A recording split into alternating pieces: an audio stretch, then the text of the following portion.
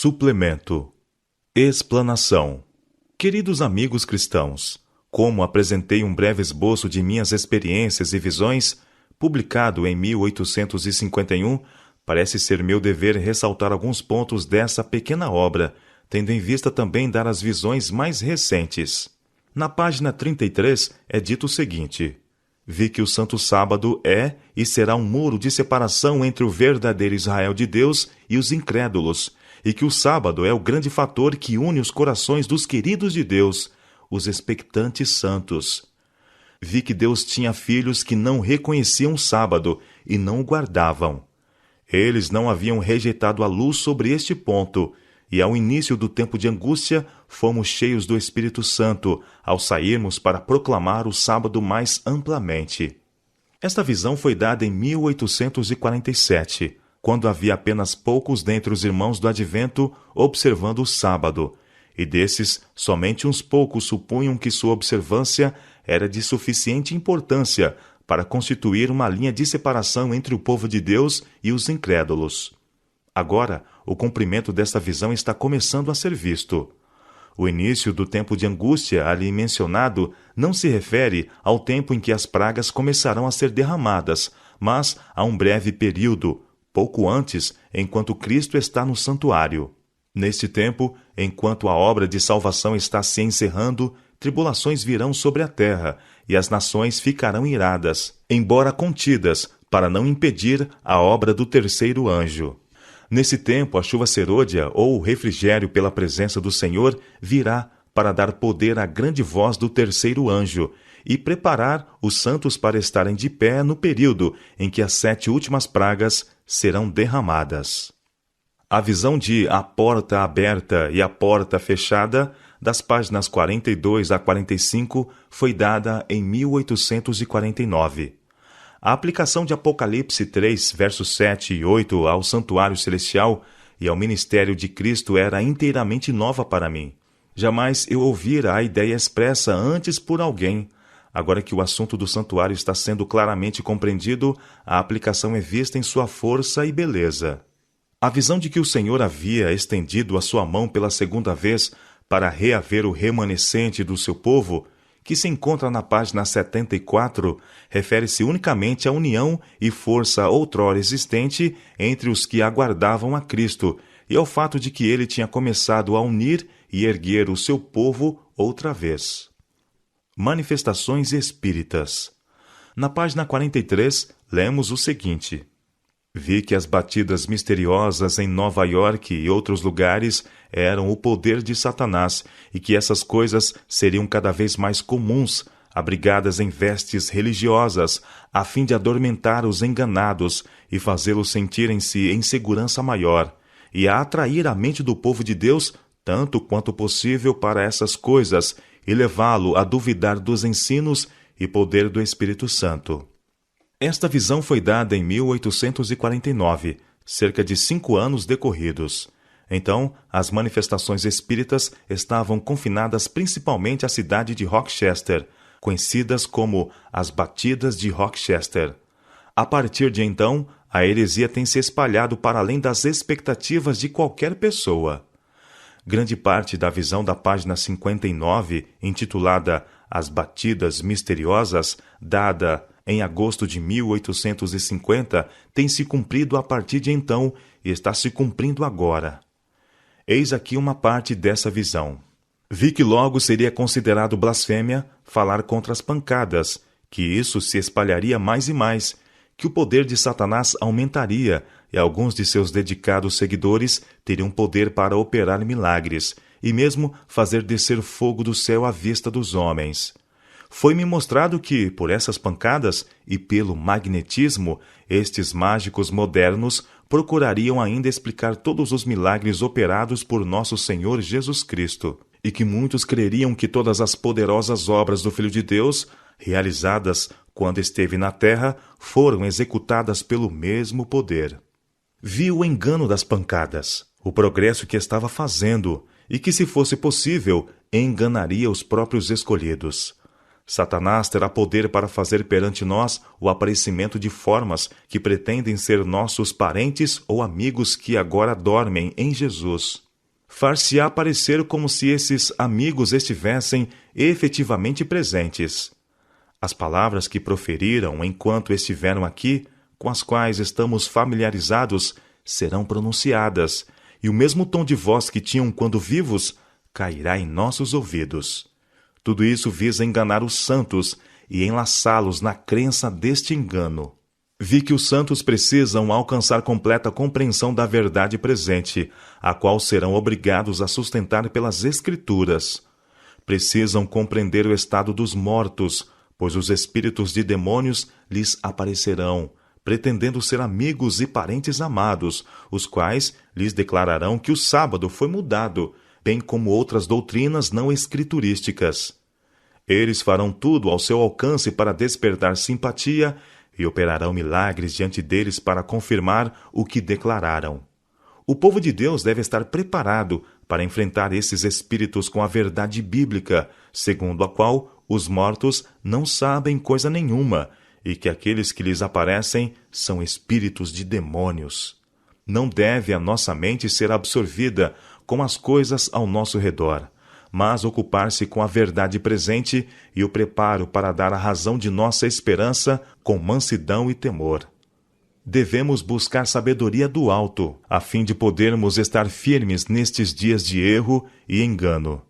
Devemos examinar bem o fundamento de nossa esperança, pois teremos de dar a razão dela pelas Escrituras. Este engano se espalhará, e com ele teremos de lutar face a face. E a menos que estejamos preparados para isto, seremos enredados e vencidos.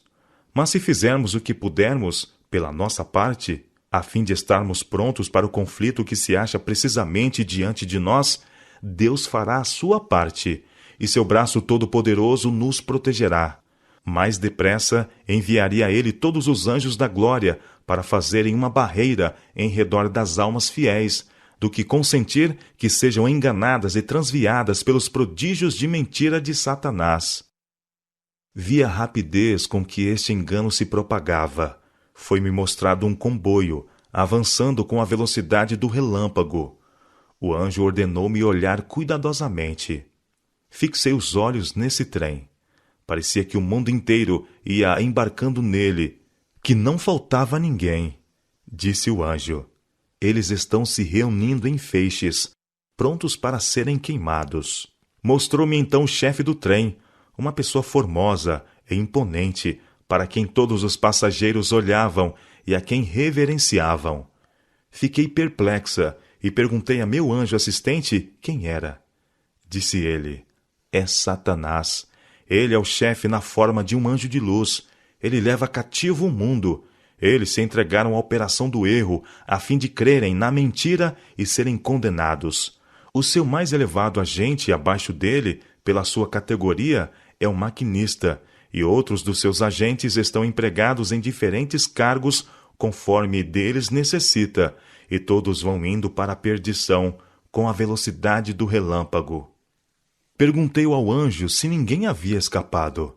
Ele me mandou olhar em direção oposta, e vi um pequeno grupo viajando por um caminho estreito. Todos pareciam estar firmemente unidos, ligados pela verdade, em companhia ou grupo, disse o anjo.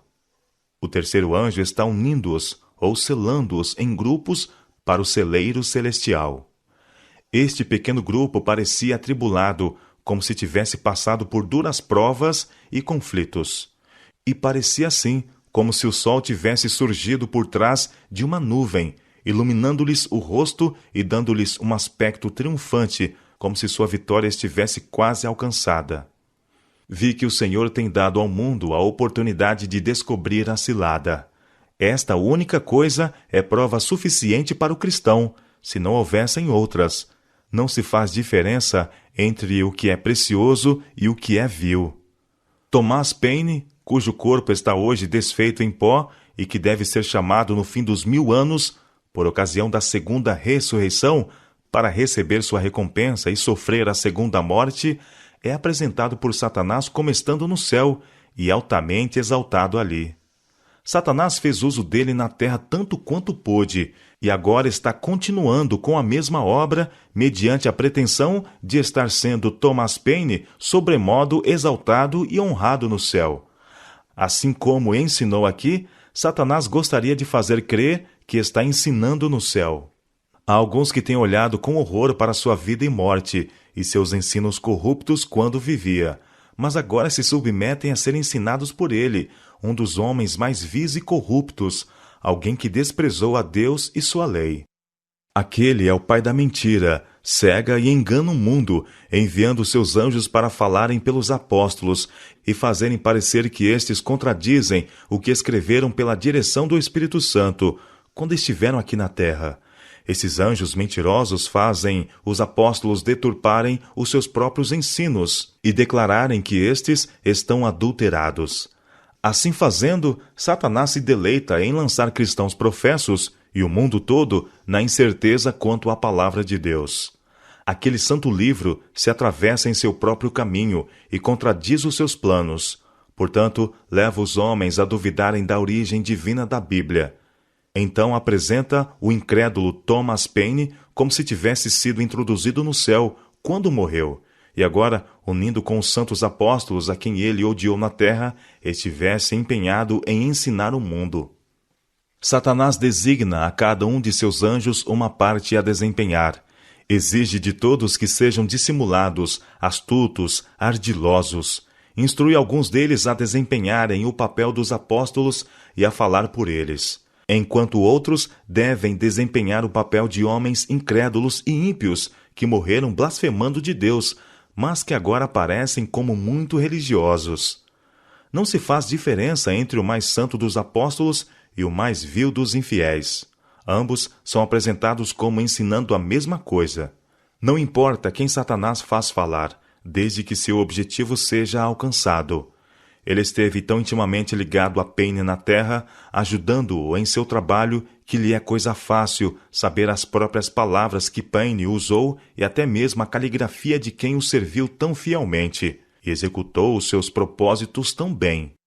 Satanás ditou muitos dos escritos de Paine, e coisa fácil é agora para ele, por intermédio de seus anjos, ditar seus próprios sentimentos e fazer parecer que vieram por intermédio de Thomas Paine, que, enquanto viveu, foi um devotado servo do maligno.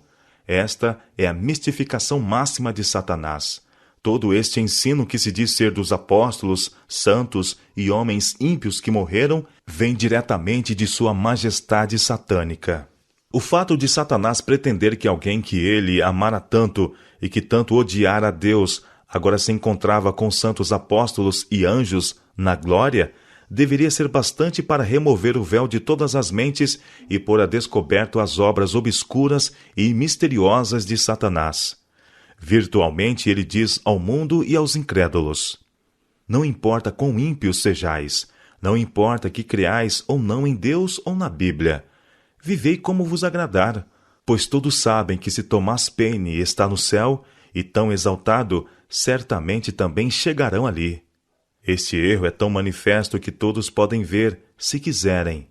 Satanás agora está fazendo por intermédio de pessoas semelhantes a Thomas Paine o que ele tem procurado fazer desde sua queda. Ele está, mediante o seu poder e prodígios de mentira, demolindo o fundamento da esperança cristã e obscurecendo o sol que deve iluminá-los no estreito caminho para o céu. Está fazendo o mundo crer que a Bíblia não é inspirada, nem melhor que qualquer livro de histórias, enquanto apresenta alguma coisa que lhe ocupe o lugar, isto é, o que se intitula manifestações espiritualistas. Aqui está um meio que lhe é inteiramente dedicado e sob seu controle, e Satanás pode fazer o mundo crer o que quiser. O livro que deve julgá-lo, e aos seus seguidores, ele o pôs na sombra, onde bem queria. O Salvador do mundo ele faz parecer não mais que um homem comum, e como a guarda romana que vigiava a tumba de Jesus espalhou a falsa notícia que os principais sacerdotes e escribas lhe puseram nos lábios, assim os pobres, iludidos seguidores dessas pretensas manifestações espiritualistas repetirão e procurarão fazer parecer que nada há de miraculoso no nascimento, morte e ressurreição de nosso Salvador.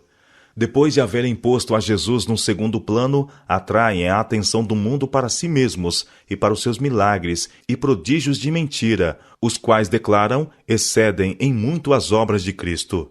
Assim, o mundo é apanhado na cilada e conduzido a um enganador sentimento de segurança, para não descobrir seu terrível engano até que sejam derramadas as 7 últimas pragas.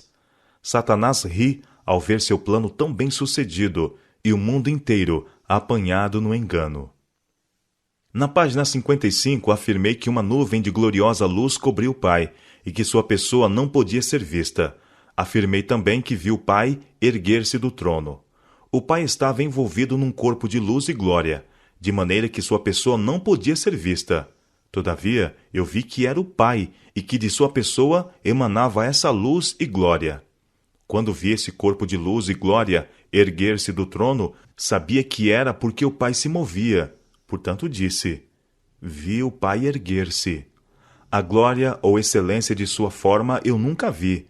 Ninguém poderia contemplá-la e viver. Entretanto, o corpo de luz e glória que envolvia a sua pessoa podia ser visto.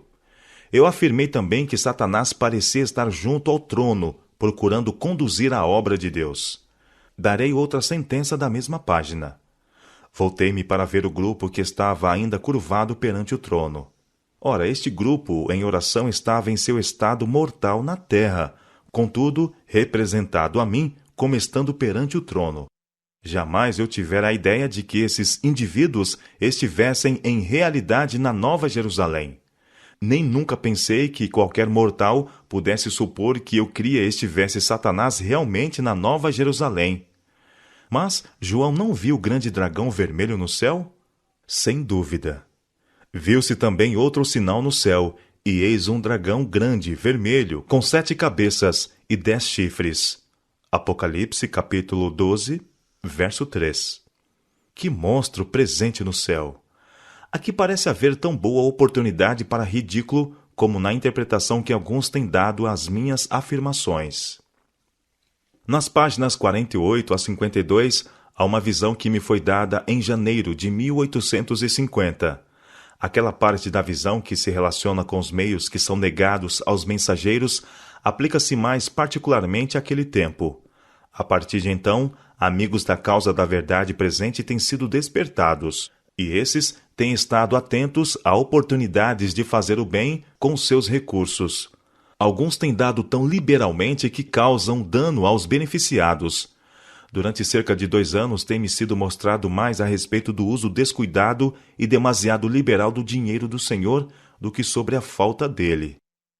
O que se segue é de uma visão recebida em Jackson, Michigan, em 2 de junho de 1853.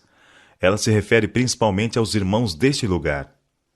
Vi que os irmãos começaram a sacrificar suas propriedades e se a desfazerem delas sem ter diante de si o verdadeiro objetivo, a causa necessitada. E muitas vezes abriram mão delas demasiado liberalmente. Vi que os mestres deviam ter permanecido em posição de corrigir este erro e exercer boa influência na igreja. O dinheiro tem sido considerado de pouca importância. Quanto antes gasto, tanto melhor. Mau exemplo tem sido dado por alguns em aceitar grandes doações e não fazer a menor advertência aos que obtiveram recursos para não os usarem tão liberal e descuidadamente. Aceitando tão grande soma de meios, sem procurar saber se Deus tinha feito o dever dos irmãos dar tão liberalmente, tem-se autorizado demasiada beneficência. Os que deram também erraram, não examinando com cuidado o caso para saber se havia ou não real necessidade. Os que possuíam meios foram postos em grande perplexidade. Um irmão sofreu grande dano pela enorme quantidade de recursos postos em suas mãos. Ele não considerou o fator economia, mas viveu extravagantemente, e em suas viagens aqui e ali pôs dinheiro fora sem nenhuma utilidade.